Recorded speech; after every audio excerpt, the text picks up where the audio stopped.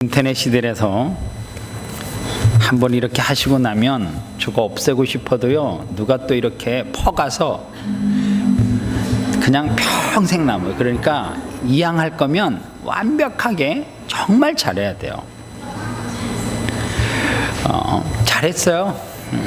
잘했단 얘기입니다. 너무너무 여러분들 장가가고 저렇게 하는 게 쉬운 게 아니에요. 애 셋 놓고 저렇게 하는 게 정말 어려운 겁니다. 격려의 박수 보내겠습니다.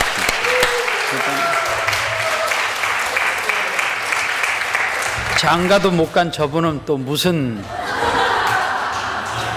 저거 평생 이제 남아요.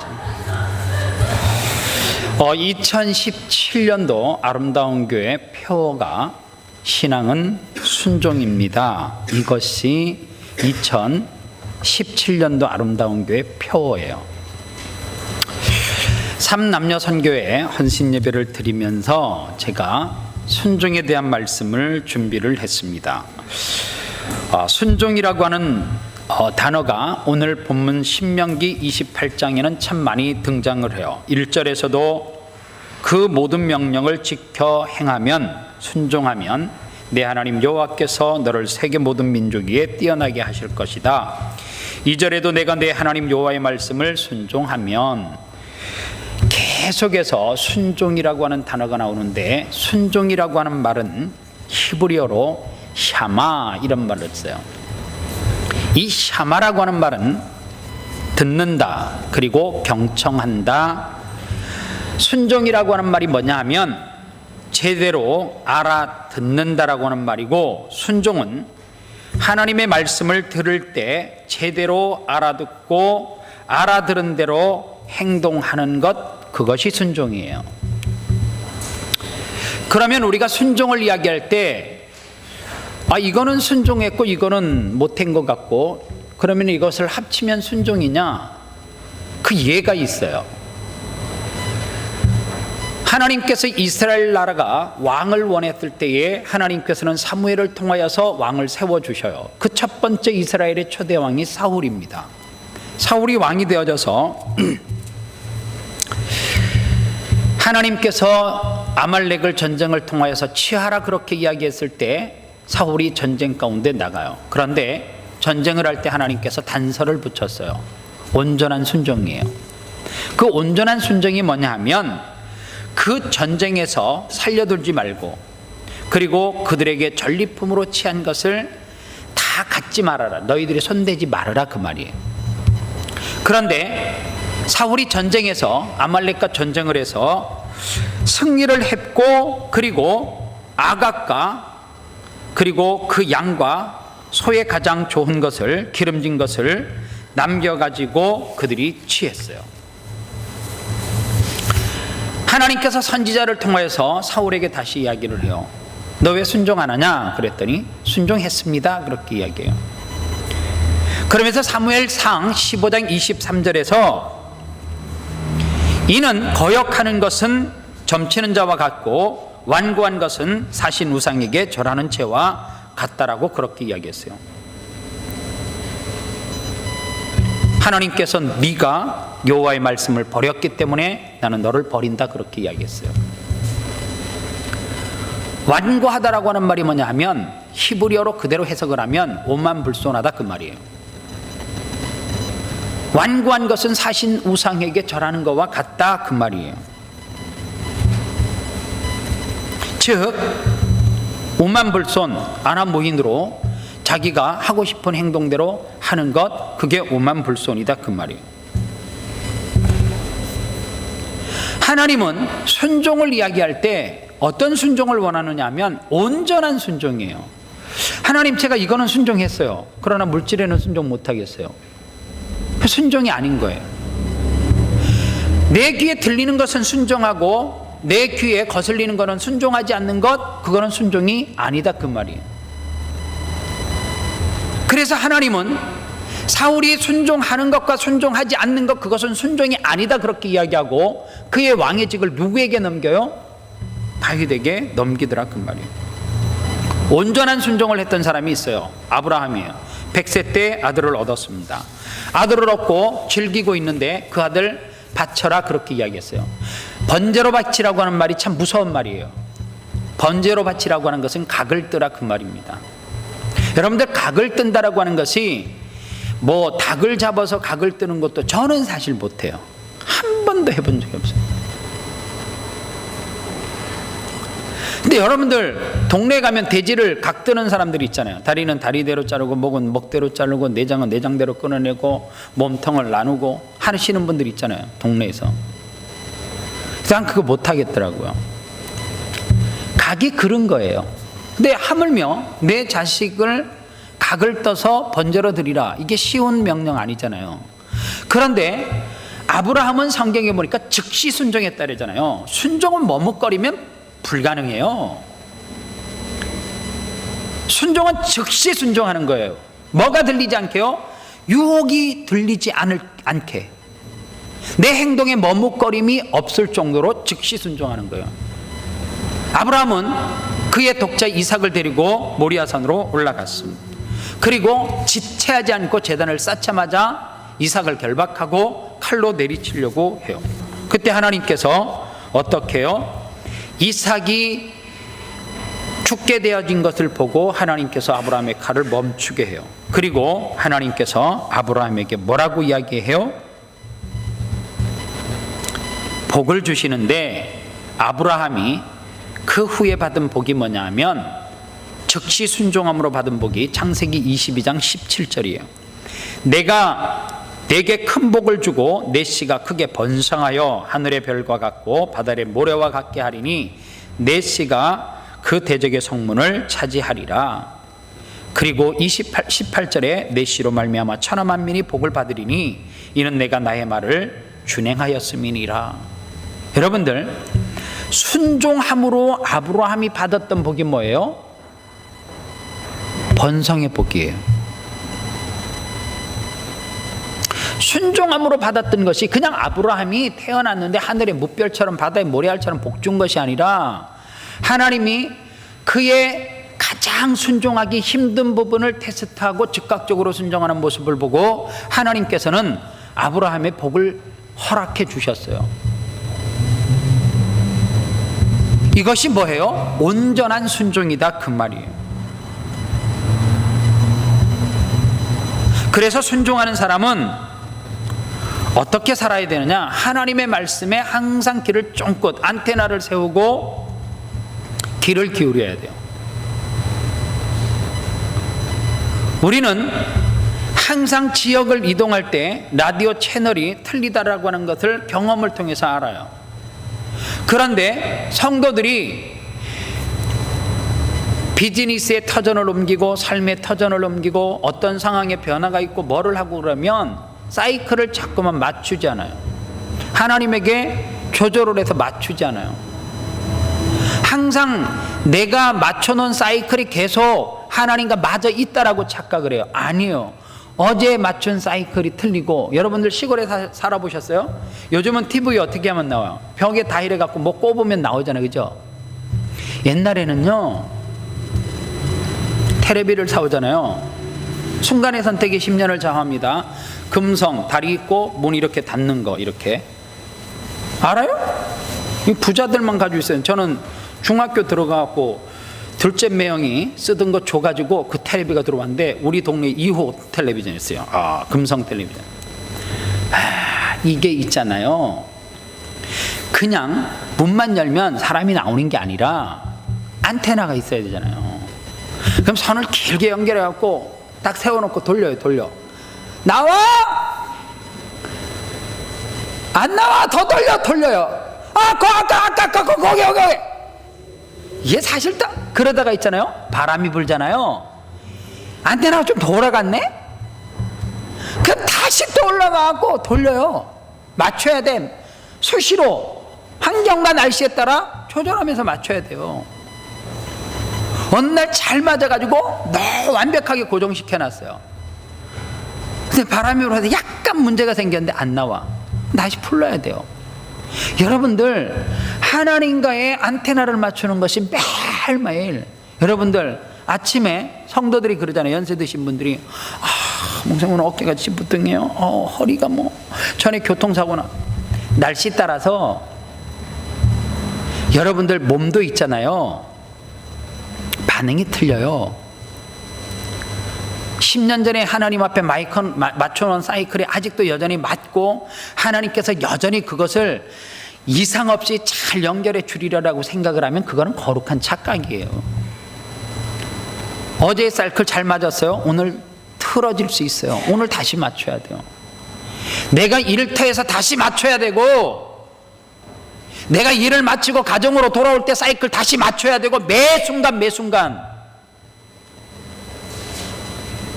항상 맞추지 않으면, 제가 이번 주 또 하나 긴장한 게 있어요. 침이 안 넘어가고요. 감기면 느낌이 있잖아요. 감기면 뭐예요? 그러다 열이 오고, 그죠? 근데 열은 안 나요. 근데 감기 증상이 하나도 없어요. 컨디션이 다운되지도 않아요. 근데 목만 너무너무 마르고 그냥 쪽쪽 갈라지는 것 같아요. 근데 순간 딱 걱정이 되더라고요. 암인가? 제 나이가 들으니까요. 편당. 그러다가 무슨 생각이 딱 스쳐갔냐면, 예전에 수술했던 데가 혹시 문제 생겼는가? 제 병원 잘 안 가요. 가봤자 하는 거 아무것도 없잖아요. 주는 게 있어요? 뭐 있어요? 분명히 느낌이 아무것도 안 줄 것 같아. 근데 순간 병원에 가봐야 되겠다.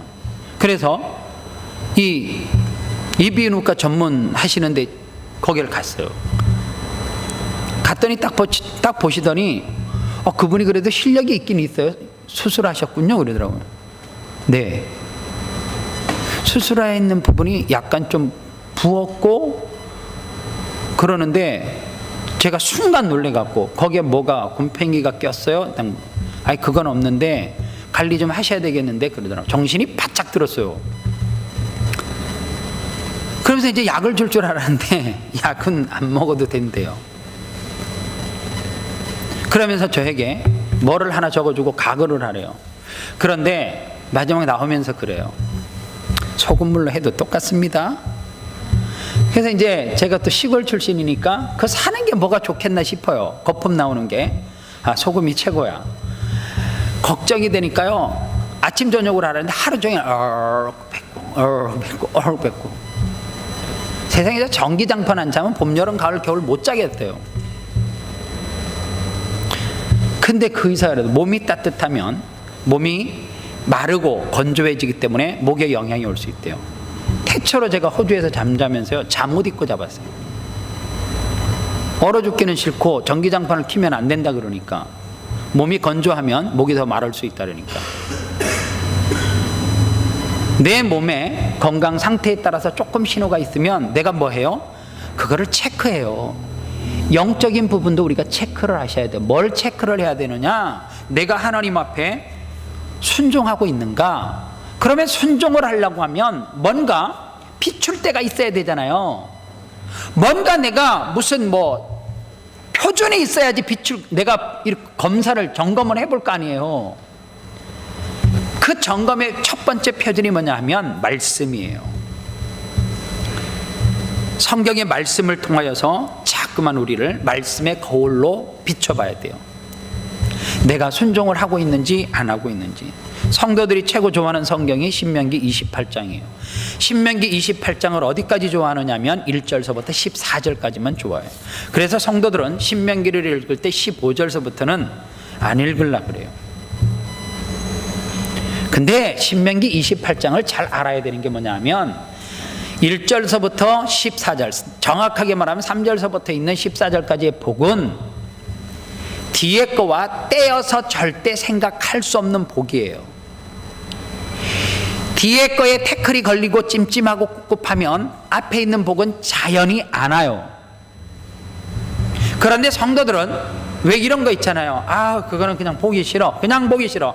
일단 안 보고 싶어. 앞에 있는 좋은 것만 보고 싶어. 그런다고 복이 오는 것 아니에요. 말씀의 거울로 자꾸만 비춰야 돼요. 그 말씀의 거울로 비추는 때 균형을 맞추려면 14절까지 읽고 15절서부터 읽으면서 그거를 어떻게 해야 돼요? 믹서를 해야죠. 어떤 것이 순종인지 점검을 해보셔야 된다는 거예요. 두 번째로는 하나님의 말씀의 거울로 비춰보려고 하면 기도가 빠지면 거울로 비칠 수가 없어요. 기도는 쉽게 말하면 이거와 같아요. 하나님과 자꾸만 대화하는 것과 같아요. 여러분들 기도를 얼마나 안 하느냐?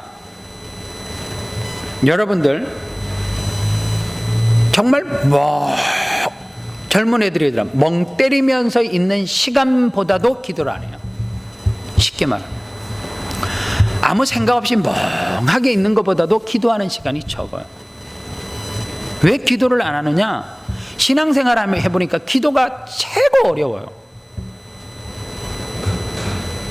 여러분들 장로님, 안수 집사님들이 요즘 수요예배도 대표기도 시키면 여러분들 기도의 폭과 깊이와 넓이가 상상을 초월해요. 기도문을 써서 하시잖아요, 대부분이. 그거 있잖아요, 제가 알아요. 한 번에 그냥 기도문 잘잘 해갖고 막 시와 같은 기도문이 나올 것 같으면 뭐하러 써서요, 그죠? 근데 다 알아요. 썼다가 지웠다가 다시 썼다가 지웠다가 이 문구를 넣었다가 시간도 이게요, 한 주간 정말 열심히 기도를 좀 그런 마음으로 기도하시면 되는데 기도가 끝났어요. 이번 주에 내가 대표 기도가 끝났어요. 대충 알잖아요. 내 텀이 다음에 언제 돌아올 줄 알지나요. 안수 집사님들, 장로님들은 한 번 하고 나면 보통 2달 정도 가야잖아요.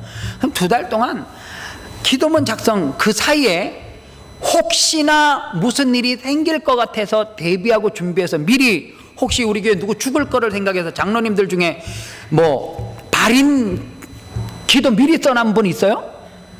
이름은 빼 공공 이래 해놓고 하나님 고 누구누구 권사님이 이렇게 미리 기도문 써놓은 사람이 있어요? 대표 기도문 미리 이렇게 써놓는 분이 있어요? 없죠.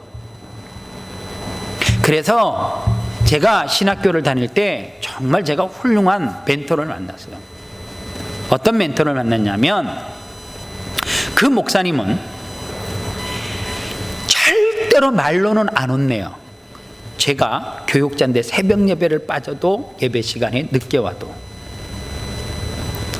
그리고 예배 시간에 안 보여도 말을 안 해요. 그러다가 어느 날 이와 같이 헌신 예배가 있으면 설교자, 담임 목사 이름 딱 써 있어요. 그리고 설교 본문 제목 다 있어요. 오늘처럼 이야기하면 나는 그냥 저 뒤에서 이제 졸아도 되고 전혀 목사님이 말 안 해요. 근데 설교에 순종하는 자는 복 받습니다. 복을. 그렇고 신명기 28장 1절로 14절의 본문이에요. 그러면 사회를 보다가 성경 봉독자가 꼭 헌신 예배는 있잖아요. 한복엔 꼭 한복 입고 나오잖아요, 그죠? 한복 입고 나와갖고 찾지도 않았는데 그냥 혼자 막 읽어가잖아요, 그죠? 훈련이 필요해, 이것도. 그리고 난 다음에 목사님이 나오셔서 설교하겠습니다 그러면 사회 보는 권사님이나 여전대장이 거룩하잖아요. 그때 목사님 나오실 때 박수 치겠습니다. 나왔어요, 목사님이. 이 시간 특별 강사를 모시겠습니다. 특별 강사를 이 시간에 자기가 이름이 나와 있는데 모시겠대요. 오늘 이 본문과 이 제목을 가지고 방병복 전도사님이 나오셔서 아주 은혜로운 말씀을 증거하실 때 성령의 충만한 역사가 있기를 주의 이름으로 축원합니다. 강사님 나오시겠습니다. 그래요. 여러분들 그때 그 느낌 아세요?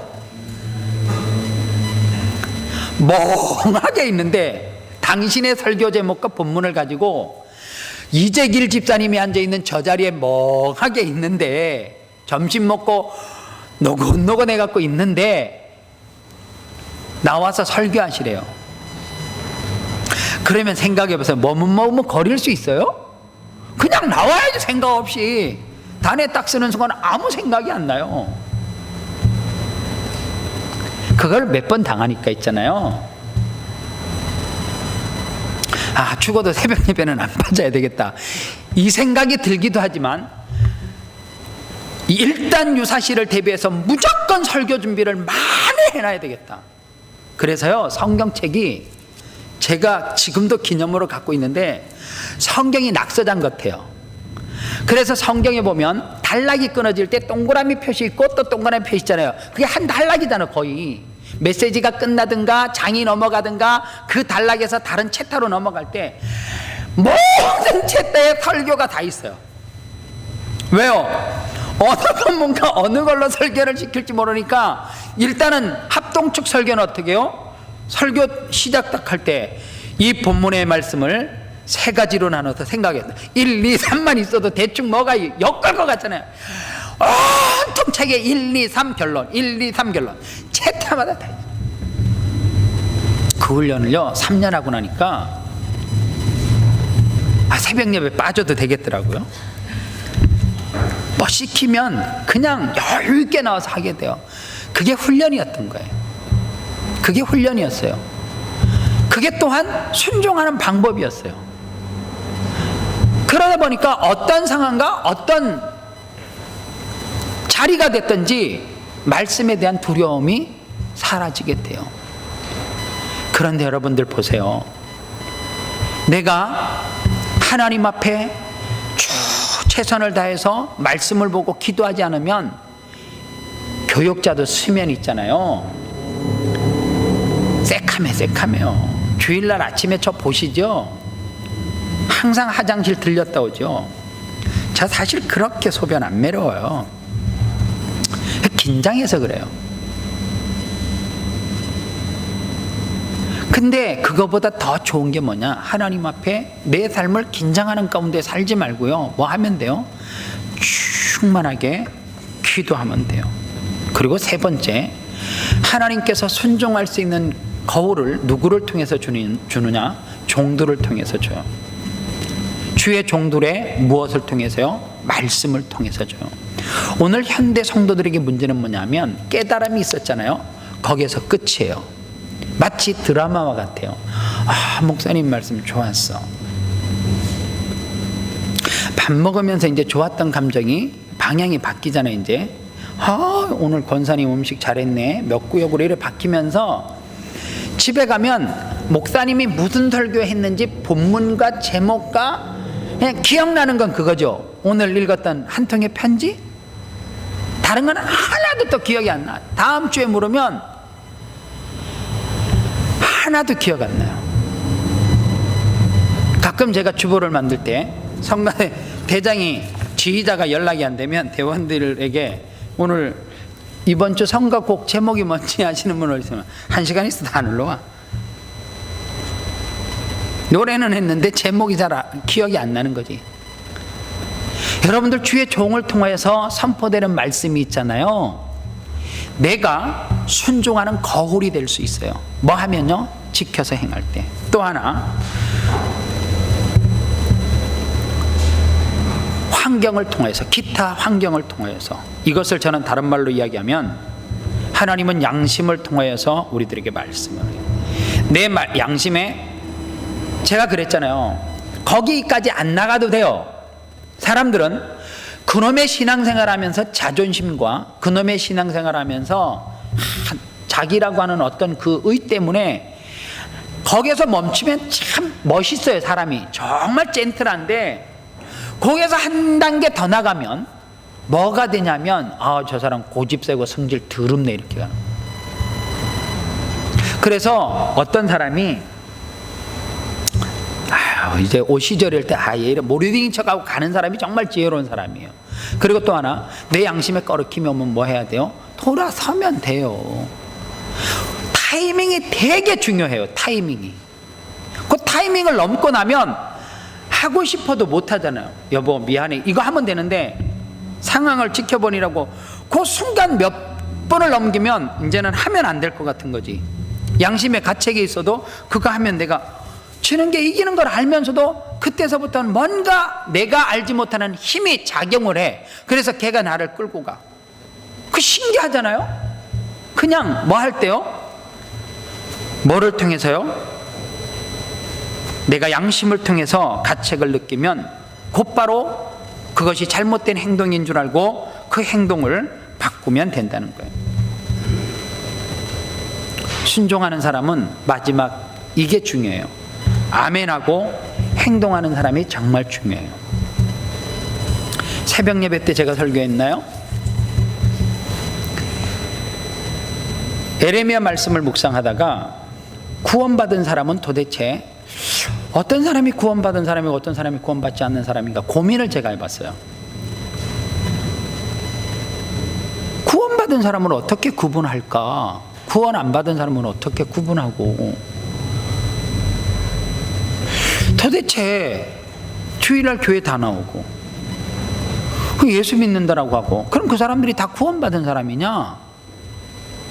그럼 예수만 믿으면 무조건 다 구원받고 천국 가냐? 그 성경은 또 그렇지 않대요. 고민이 되더라고요. 깊이 고민을 해봤어요 제가. 그러다 내 스스로 혼자 결론을 이렇게 내려봤어요. 내가 구원받은 사람은 믿음에 뭐가 있다고요? 액션이 있다는 거예요. 아멘만 하는 것이 아니라 아멘 하는 게 무슨 행함이에요. 매일 그냥 아멘 아멘 아멘만 하면 뭐가 있어요? 뭐가 있어야 돼요? 구원받은 사람은 행동이 있어야죠. 내가 왜 행동하지 못해요? 구원의 확신이 없으니까. 여러분들 이 길로 가면 내가 원하는 목적지로 가요. 확신이 있으면 가지요. 다른 사람이 다 아니라 해도 가요. OX 퀴즈 해봤죠? OX 퀴즈 할 때 답을 정확하게 알면 어떡해요? 다른 사람이 다 X로 가든 나는 O 가. 이 주최측을 곤란하게 하지만 초장에 그러면 다 떨어지면 재미가 없으니까. 근데 그게 답이 맞으면 가요. 근데 확신이 없는 사람은 어떻게 해요? 일단 주변을 살펴. 그러다가 헷갈려. 많은 쪽에 일단 가. 왜? 확률을 계산하는 거지. OX 퀴즈니까. 여러분들 신앙생활하는 거는 확률을 계산하는 게 아니고요. 맞으면 죽여도 가는 거예요. 내게 총뿌리를 겨눠도 그 길이 맞으면 구원받은 사람은 걸음을 걸어요. 그러나 확신이 없는 사람은 멈춰요. 서요. 왜 아멘하고 행동을 못하느냐? 구원에 대한 확신이 없으니까 행동 못하는 거예요. 여러분들 돈 벌어보셨죠? 이 은행에다 저금을 하면 이 은행에서 이자를 40% 준다라고 하는 뭐가 있으면, 약속이 있으면 저금해야 하네요. 하죠. 신앙생활이 그거예요. 구원이 그런 거예요. 예수 그리스도의 그리스도가 나를 위해서 죽었다라고 하는 확신이 있으면 뭐예요? 확신이 있으면 나도 예수 그리스도를 위해서 죽을 수 있는 거죠. 행동할 수 있는 거죠. 구원이 있는데 왜 행함이 없어요? 예수님이 어떻게 그 십자가를 져요? 아픈 건 몰랐어요? 알았어요. 내 잔을 넘겨달라 그러잖아요. 그러나 내 생각과 내 뜻대로 말아달라고. 아버지가 원하는 뜻이면 나 그 십자가 지겠다 그러잖아요. 그게 뭐예요? 확신 있는 사람의 길 아닙니까? 등산을 가보면 길이 여러 갈래가 있어요. 보통 이제 지친 사람은 길 안내 안 하죠. 빨리 짧은 길을 가서 차 있는 데까지 가기를 원하는데, 앞에 열심히 가던 사람이 둘이 이제 이 길이 가깝다 이 길이 가깝다 논쟁이 벌어졌어요. 한마디면 끝나죠. 나 이 길로 가봤어. 이 길로도 가보고. 그런데 이 길이 가까워. 가. 끝. 더 이상 뭐가 필요해요? 난 이 길로 가봤는데 이 길이 가까운 것 같은데 난 이 길로 가면 이 길이 가까워. 근데 서로 자기 길 가놓고 이 길 가깝다 이 길 가깝다 결론이 안 하잖아요. 그때 딱 결론 하나요. 이 길도 가봤고 이 길도 가봤는데 이 길이 얼만큼 빨라. 이 길로 가야 돼. 끝. 구원이 그거예요. 순종은 어떻게 하느냐? 온전한 순종을 하지 않는 이유는 확신이 없기 때문에 그래요. 뭐에 대한 확신이요? 구원에 대한 확신이 없기 때문에. 그러나 구원에 대한 확신이 있는 사람은 하나님의 말씀을 믿고 끝까지 그냥 가요. 죽어도 가. 그게 뭐예요? 믿음이에요. 그게 뭐예요? 구원이에요. 여러분들 생각해 보세요. 지구촌에 예수 믿는 사람이 많아요? 우리끼리만 있으니까 다 예수 믿고 많은 것 같지? 천만에요. 전 세계적으로 기독교 인구 몇 프로 안 돼요. 기독교라고 하는 사람들 가운데 구원의 확신이 있는 사람 더 적을 수도 있어요. 왜 세상 사람들이 그거 아니라 그러는데 오늘도 이 자리에 앉아 계십니까? 확신이 있어서 그죠? 이 길의 끝이 뭐가 있어요? 영광의 면류관이 있기 때문에. 그래서 그 영광의 면류관을 확신하는 사람은 오늘 옆에 있는 누가 뭐라 그래도 돌아볼 필요 없어요. 무조건 이 길이 맞으면 무조건 뭐예요? 고예요. 가는 거예요. 그게 뭐예요? 순종입니다. 우리 남녀 선교회가 하나님 앞에 온전한 순종을 해서 하나님이 주시는 복을 이 땅에서는 덤으로 천국에서 주시는 온전한 복을 받아 누리시기를 주님의 이름으로 축원합니다. 기도하겠습니다. 하나님 감사합니다. 순종하는 자가 복을 받습니다. 하나님, 우리 남녀 선교회